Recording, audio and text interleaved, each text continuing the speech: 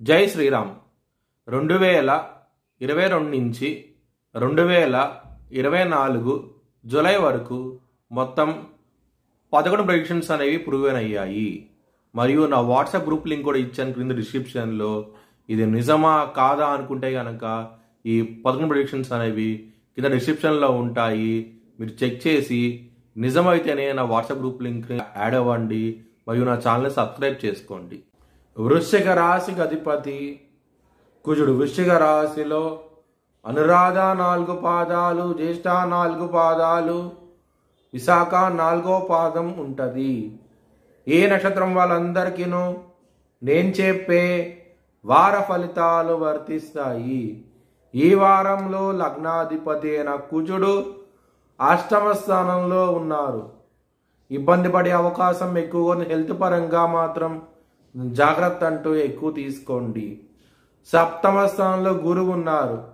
గురువు 7వ స్థానంలో మ్యారేజ్ పరంగా మాత్రం ఎక్సలెంట్ డెవలప్మెంట్స్ అంటూ ఉంటాయి. చాలా చాలా ఆనందంగా ఉంటారు. 6వ స్థానం అధిపతి అయిన కుజుడు 8వ స్థానంలో ఉన్నప్పుడు విపరీత రాజయోగం అంటూ ఉండబోతోంది.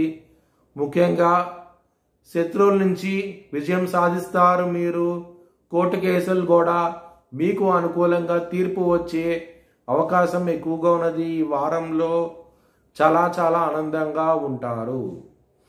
7వ స్థానంలో గురువు ఉన్నారు. మరి కుటుంబాధిపతి 7వ స్థానంలో ఉన్నప్పుడు మీకు మ్యారేజ్ పరంగాను కుటుంబ పరంగాను ఎక్సలెంట్ డెవలప్మెంట్స్ అంటూ ఉంటాయి. ముఖ్యంగా కుటుంబ సభ్యుల నుంచి ధనం కూడా వచ్చే అవకాశం ఎక్కువగా ఉన్నది. 5వ స్థానంలో రాహు ఉన్నారు. 5వ స్థానం రాహు ఉన్నప్పుడు మీకు లవర్స్కి మాత్రం ఇబ్బందికరంగా ఉండబోతోంది. 3వ వ్యక్తి మూలంగా మీరు ఇబ్బంది పడే అవకాశం ఎక్కువగా ఉన్నది. లవర్స్కి మాత్రం జాగ్రత్త అంటూ ఎక్కువ తీసుకోండి. 10వ స్థానం అధిపతి అయిన సూర్యుడు లాభస్థానంలో ఉన్నారు. మనీ పరంగా మాత్రం చాలా ఎక్సలెంట్గా ఉండబోతోంది. కెరియర్ పరంగా మాత్రం కొంచెం జాగ్రత్త అంటూ ఎక్కువ తీసుకోండి. 4వ స్థానంలో శని ఉన్నారు. అర్ధాష్టమ శని నడుస్తోంది. ఆయన 7వ దృష్టితో 10వ స్థానాన్ని చూస్తారు. కెరియర్ పరంగా మాత్రం కొంచెం ఇబ్బందికరంగా ఉండబోతోంది. మీ భవిష్యత్ వివరాల కోసమై హెచ్ఎల్ఎన్ జ్యోతిష్యాలను సంప్రదించండి.